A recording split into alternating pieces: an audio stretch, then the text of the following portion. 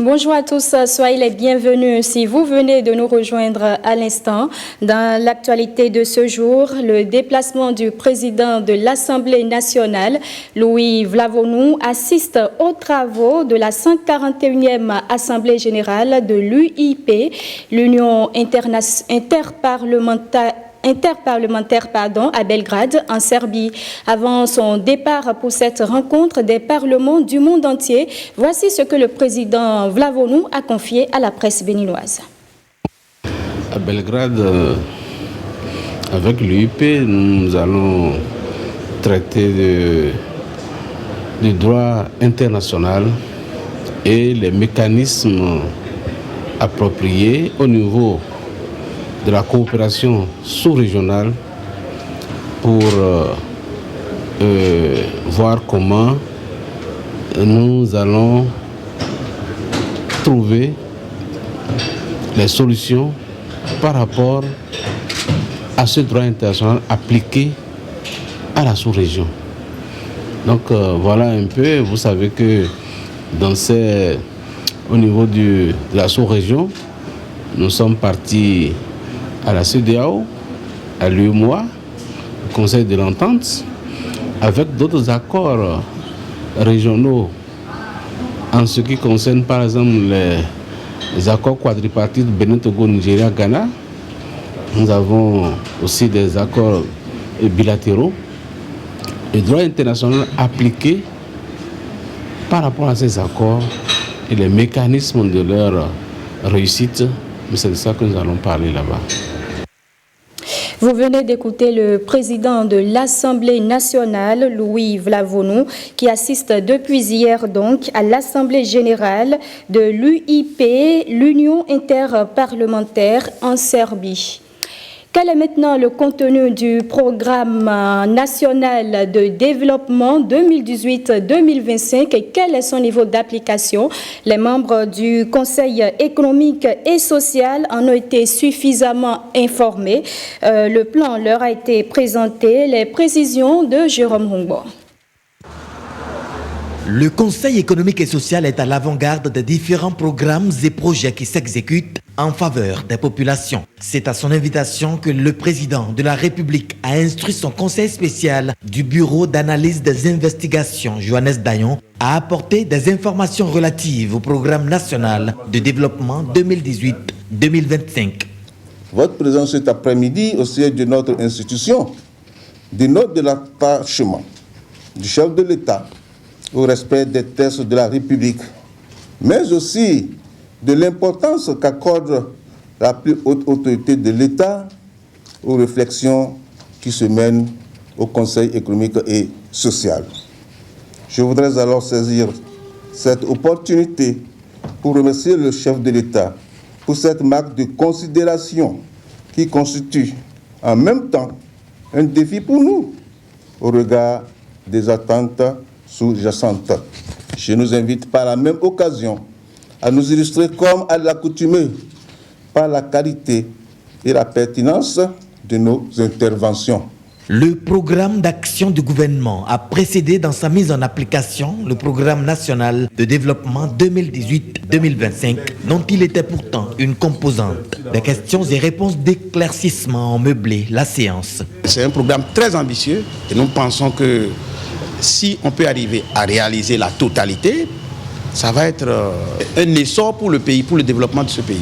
Je pense qu'à l'avenir, le gouvernement fera en sorte que dans les hameaux et dans toutes nos contrées, il faut qu'on mette à disposition à ces populations, même si c'est une population qui est, excusez-moi un peu, à 80-90% analphabètes, qu'ils arrivent à comprendre dans nos langues locales ce qui est en train d'être fait et ce à quoi ils devraient s'attendre. Que les entrepreneurs béninois ne puissent pas être capables de réaliser des projets initiés. Vous comprenez que le Conseil économique et social ne peut pas être insensible à une telle réalité. Alors par rapport à ça, qu'est-ce que le gouvernement fait pour renforcer les capacités de nos artisans, de nos entrepreneurs à être compétitifs, à prendre les marchés qui sont réalisés ici? Écoutez, s'ils ne peuvent pas prendre les marchés qui sont réalisés ici, comment ils peuvent se faire la main pour compétir même au plan sous-régional et international. Ça a été une double communication, non seulement sur le plan national de développement, mais sur le PAG également. Et nous avons essayé donc de voir la jonction entre les deux plans. Et ça a été très intéressant. Nous avons essayé donc de parcourir tout ce qui a été prévu par le gouvernement, le niveau d'exécution, la méthode a changé. Nous avons vu que les objectifs sont clairs et mesurables et nous avons vu que les moyens qu'il faut ont été mis à disposition pour que ces programmes soient exécutés. À partir de ce moment-là, nous pouvons conclure que de beaux jours nous attendent donc à la fin de l'exécution de ces plans. Et nous pensons qu'il n'y aura pas d'éléphant blanc si le suivi continue comme cela se passe actuellement. L'exercice entre en ligne de compte des missions régaliennes dévolues au Conseil économique et social. Le projet Benkadjou s'installe dans les locaux de l'Agence territoriale de développement agricole Pôle 4. C'est pour un meilleur accompagnement de la filière Anacad. L'inauguration officielle des bureaux a eu lieu dans l'enceinte de l'agence en présence des deux partenaires. On en parle avec Doris Nathalie Oolabi et Olviga Messan.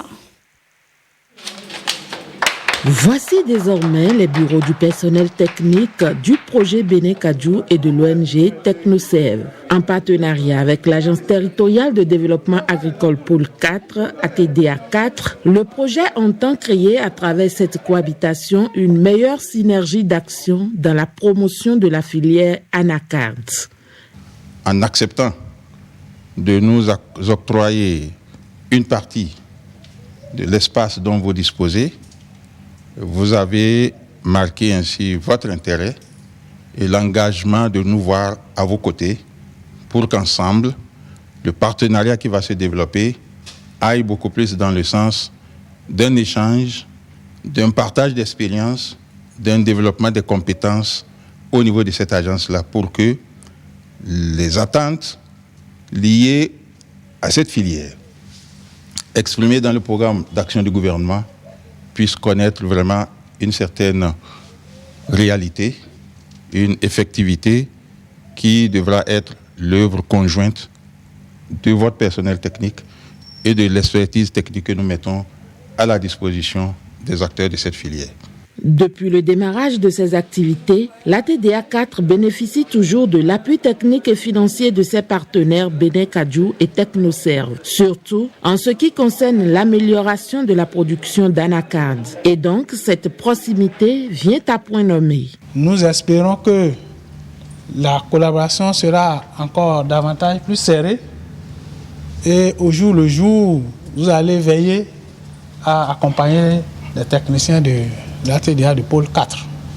Les pépiniéristes d'Anacadier certifiés du Bénin apprécient l'initiative et saluent les actions de leurs partenaires. Nous souhaiterions que ce partenariat continue pour le décollage réel de la filière Anacad au Bénin. Ce rapprochement va certainement booster le développement de la filière Anacard, une filière phare du programme d'action du gouvernement.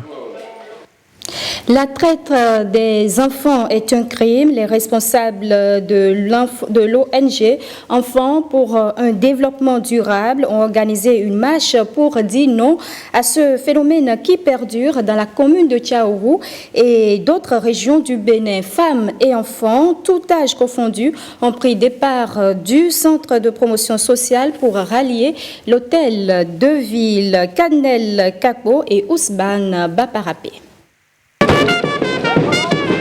Sous un ciel peu ensoleillé, la marée humaine chante à l'unisson pour exiger la protection des enfants et le respect de leurs droits. Après 1 km 500 mètres de marche environ sous escorte policière, la porte-parole des enfants livre son message devant l'autorité communale. La place d'un enfant aujourd'hui, c'est l'école qui lui permet d'affronter les défis. Chaque fois que vous verrez une petite fille avec un plateau sur la tête en train de vendre à l'heure des classes ou que vous entendrez qu'un enfant est victime de traite, sachez qu'il vous reste encore beaucoup à faire. C'est un rendez-vous de cœur et le message n'est pas tombé dans les oreilles de sourds. Après votre lecture, j'ai la chair de poule. J'ai compris votre message. Et ce qui est de notre droit, en tant que conseiller, nous n'allons pas hésiter à le faire. Et maintenant, personnellement, en tant que maman, votre maman, éducatrice, je sais que je faisais. Mais tant qu'il reste à faire, comme on l'a dit, c'est que rien n'est fait. La responsable chargée des droits des enfants de l'ONG EDD revient sur l'objectif de la démarche. Nous avons constaté que la traite continue de plus belle et ce, avec de nouvelles ramifications de nos jours. L'objectif de notre projet, c'est de lutter contre le trafic des enfants et de façon générale, lutter contre toutes les formes de violence et ce, basé sur le genre. Nous sommes venus ici pour nos enfants, pour la traite dont nous souffrons ici, à Chaourou principalement. Vraiment, nous sommes très très contentes d'avoir ce message qui vient de passer. Et nous souhaitons que dans les localités restantes, que ça se passe comme ce que nous avons fait aujourd'hui. En prélude à la marche, des séances de sensibilisation sur la traite des enfants ont eu lieu dans plusieurs localités de Chaourou. Après les enfants, les femmes, pour plus de femmes dans les métiers de l'électricité, l'ABEM, Agence béninoise d'électrification rurale et de maîtrise d'énergie, et le Millennium Challenge et Compte sensibilisent les élèves du foyer des jeunes filles de l'OCOSA. Le projet entre dans le cadre de la célébration de la Journée internationale de la fille. Le compte rendu de Colombe Amadji et Yves Agalokwesi. Cette séance vise à motiver les filles à faire carrière dans le domaine de l'électricité. Un domaine porteur d'avenir, mais les filles y sont moins nombreuses, selon une étude faite par le Millennium Challenge et Compte. La sensibilisation de cet après-midi a pour but de réduire les inégalités du genre liées à la faible implication des filles au métier de l'électricité. Le directeur général de l'ABEM, M. Jean-Francis Chepo, très sensible à cet état de choses et ayant compris la vision de son Excellence le président de la République Patrice Talon et du ministre de l'Énergie, M. Donald Jean-Claude Oussou, que le développement d'une nation passe par l'éducation de la jeunesse et de la jeune fille en particulier, me charge de vous dire qu'il y a espoir. Le deuxième compact du programme américain Millennium Challenge et Compte accompagne cette initiative. Ce programme a ciblé les jours comme ceux-ci pour faire des actions spécifiques à travers mon département et depuis l'année dernière, nous choisissons ce jour pour travailler avec les parties prenantes, nos partenaires comme l'ABEM, comme la SB2E, pour aller directement à l'encontre de la population féminine jeune. La communication et les témoignages ont impacté plus d'un dans le rang des participantes. Moi, j'ai choisi la D pour pouvoir faire la physique. Je me concentre plus sur les mathématiques parce que ça m'intéresse et j'ai envie de progresser dans ce domaine. J'ai retenu que nous, les filles, nous devons plus nous concentrer sur nos études.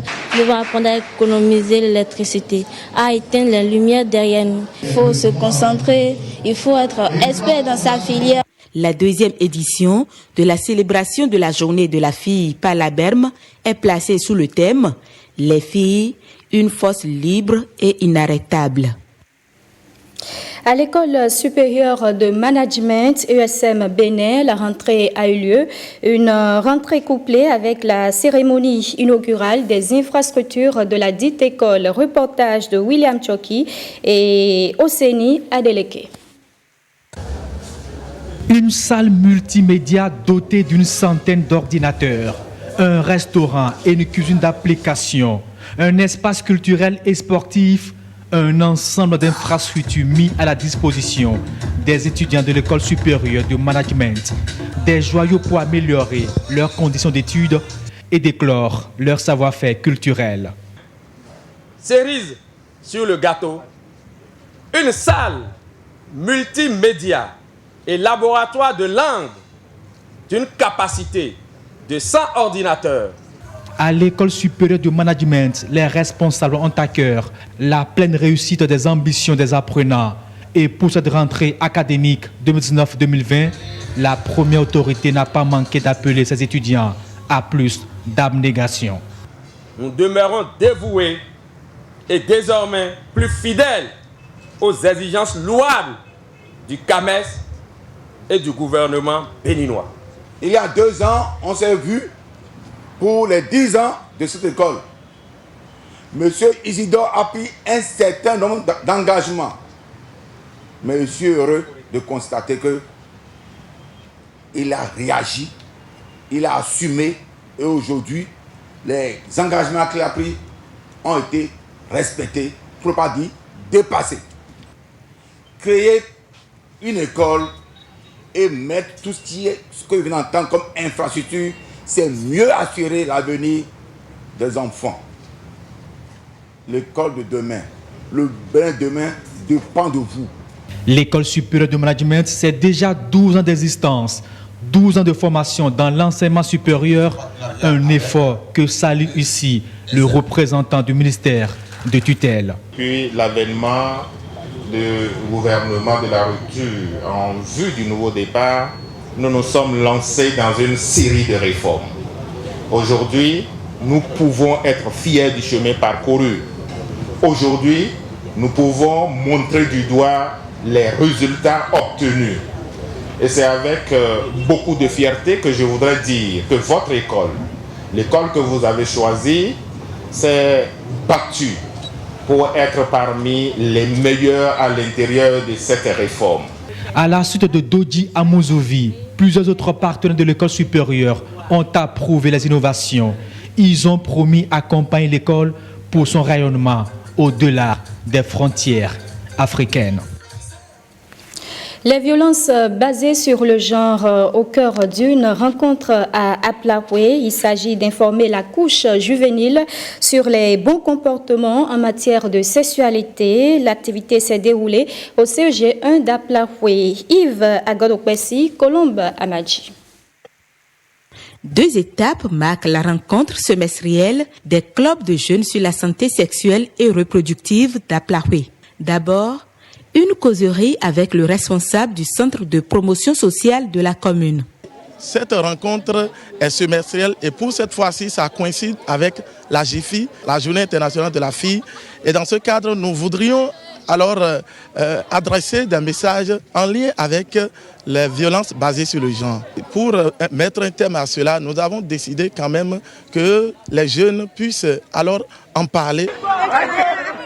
Ensuite, une caravane partie du collège d'enseignement général 1 d'Aplaoué a eu pour point de chute la mairie. De façon concrète, nous souhaitons que la commune dégage un peu de ses ressources pour soutenir les victimes de violences basées sur le genre qui sont sans appui ni soutien. Chers élus locaux à divers niveaux, disons non au règlement à l'amiable et oui à l'application des sanctions aux auteurs et comprises des violences basées sur le genre. Le représentant du maire prend acte du plaidoyer et rassure. Je pense que votre message n'est pas tombé dans les oreilles de sourds.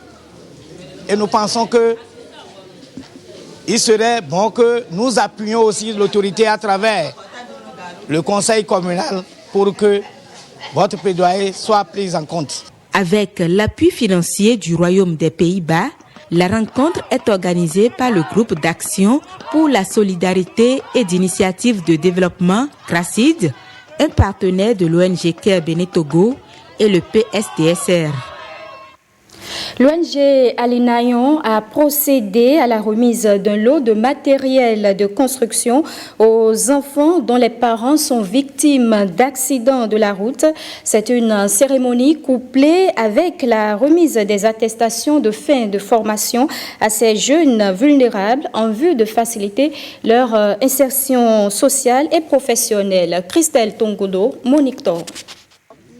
Enfants des victimes d'accidents de la route hier, aujourd'hui entrepreneurs sociaux. Ces jeunes filles prennent définitivement leur envol après 6 mois de formation pratique dans des secteurs d'activité autrefois réservés aux hommes. On a décidé de nous engager dans un secteur, de faire la première expérience, ce qui ne s'est jamais produit au Bénin. Je veux parler bien de l'entrepreneuriat social et parler du type de l'économie sociale et solidaire. Et aller jusqu'à parler de coopérative, de type d'économie sociale et solidaire. C'est le premier du genre dans tout le Bénin. Les machines que vous avez vues sur le site, ce sont des machines hydroformes qui nous servent à fabriquer des briques. Ces briques sont des briques autobloquantes et qui ne nécessitent pas beaucoup de main-d'œuvre, beaucoup d'efforts pour les fabriquer et pour réaliser des bâtiments avec. Ils sont 24 jeunes, en majorité des filles, réunis en 3 coopératives à bénéficier de ce programme spécial. Ils visent leur autonomisation. Nous avons un objectif commun, celui de devenir les grands entrepreneurs sociaux et solidaires. Chers parents, je tiens à vous remercier pour nous avoir laissé venir à Kamset. Nous sommes déjà sur la voie de la réussite, comme vous le souhaitez. En plus du parchemin, ces coopératives reçoivent des équipements de travail. Vous avez cette chance de l'espoir en vous. Bravo. Et on espère que vous allez monter sur beaucoup d'échelles et que vous aurez devant vous une terre promise à votre mesure. Pour les autres, jamais tout seul. Une partie des revenus de ces coopératives est destinée aux œuvres sociales. Plusieurs sites de construction ont été visités à cette occasion, des sites d'expérimentation pour ces entrepreneurs en devenir. Le seigneur apôtre Abel Ruessou dirige désormais le peuple de Dieu de l'Église des apôtres du Christ. Il a été investi dans ses nouvelles charges pastorales à la paroisse mère à Dogleta. C'est à Cotonou, compte rendu de la cérémonie empreinte d'action de grâce avec François Issou et Jérôme Bongo. Voici le nouveau pasteur de l'église des apôtres du Christ, Seigneur apôtre Abel Aïtedi Ruessou. Suite au rappel à Dieu du fondateur de l'église, il reçoit l'onction pour paître le troupeau de Dieu. Je m'engage à évangéliser tout comme les disciples de Jésus, de qui ils ont reçu l'onction.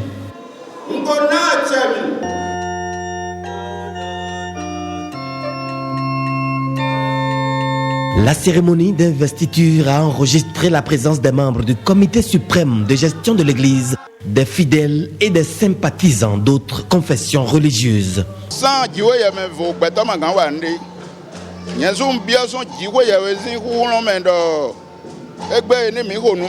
Dieu soit la gloire. Par sa grâce, nous réussirons. J'exhorte mes brebis au courage. Chaque chose a son temps. Nous irons de l'avant, tout comme nos prédécesseurs.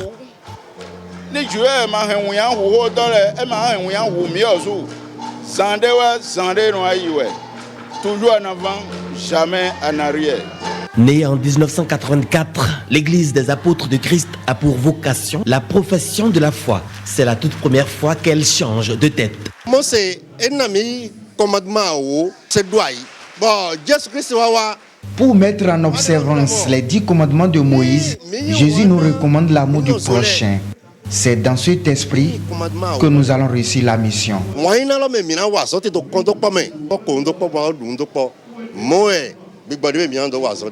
Les impressions sont bonnes, vous l'avez vu, parce que la cérémonie, ça a réussi sous l'onction du Saint-Esprit.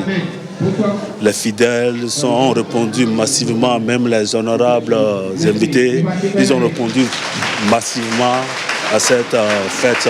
Que l'Éternel des armées donne les bénis À notre président, nous lui formulerons les vœux de santé, de longévité, et surtout l'onction du Saint-Esprit, qu'à l'éclairer pour qu'il conduise le peuple de Dieu et pour la terre promise. J'invite les jeunes à avoir la volonté, parce que s'il n'y a pas la volonté, s'il n'y a pas l'amour, il n'y a pas l'évolution.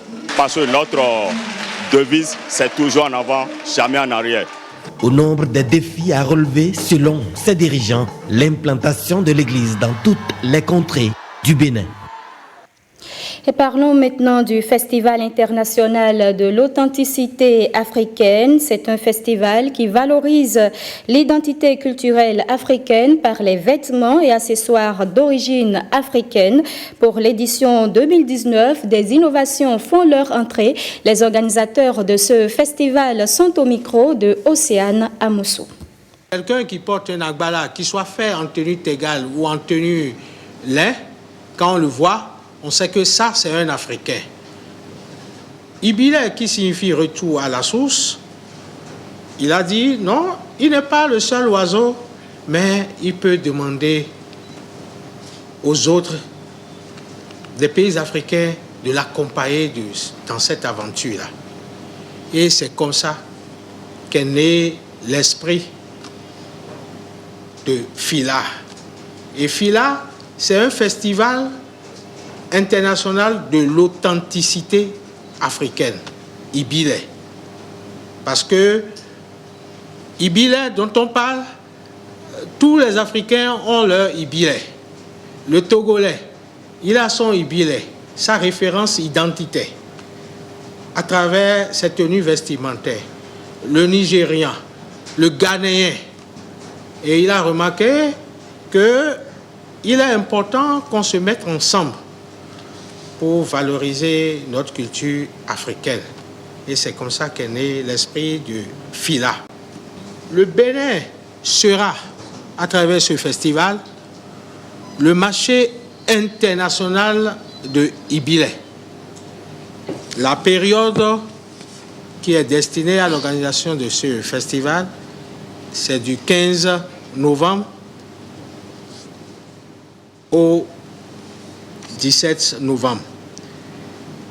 Le promoteur, c'est Abbas Bello, et ça va se faire à Majestic, Kadjeun. Les pays attendus sont au nombre de 11, mais nous avons la confirmation de 8 pays déjà. Les autres pays, ils sont en voie de confirmer. Nous sommes déjà à la fin de cette édition. Merci à vous de l'avoir suivi.